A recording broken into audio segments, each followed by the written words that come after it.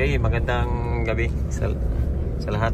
So, shout out pala sa mga followers at viewers natin. So, sa mga nag-aabang sa ganitong unit. So, pakilala ko sa inyo itong yan, si Spasya, si MK53S. Yan, Suzuki Spasya Hybrid Custom.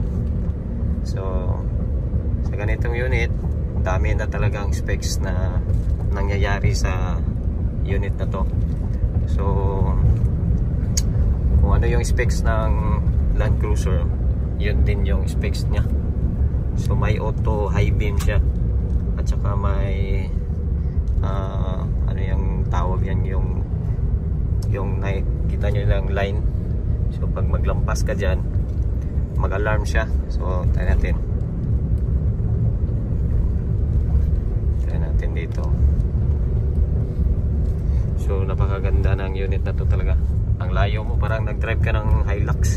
Mas ang distance niya sa Hilux at saka yung uso niya at saka pwesto mo, parang konti lang yung kulang para makapareho na siya yung distansya, kasi napakalapad ng dashboard. So yan, dahan-dahan lang tayo. Yan.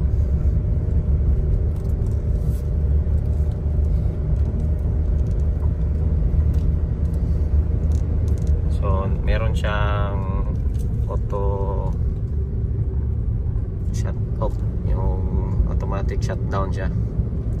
Yan, i-off ko lang. Yan. So yung unit pala natin is naka right hand pa. So grabe lang natin. I-convert natin ito.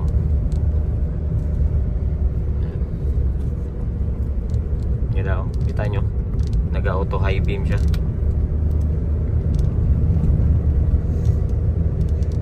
Malakas din ang ilaw. Yung ilaw niya is projector na.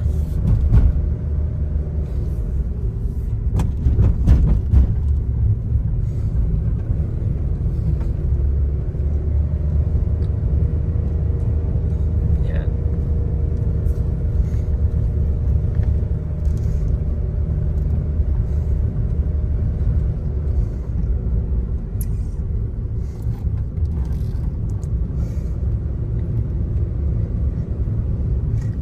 Sulit, napakaganda i-rides ng unit na to.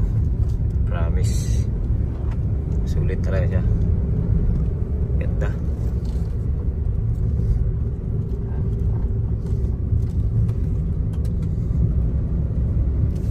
Then, pag-aralan pa namin yung paano ito i-convert. Ito yung panel board niya. So, green sign, eco mode. So,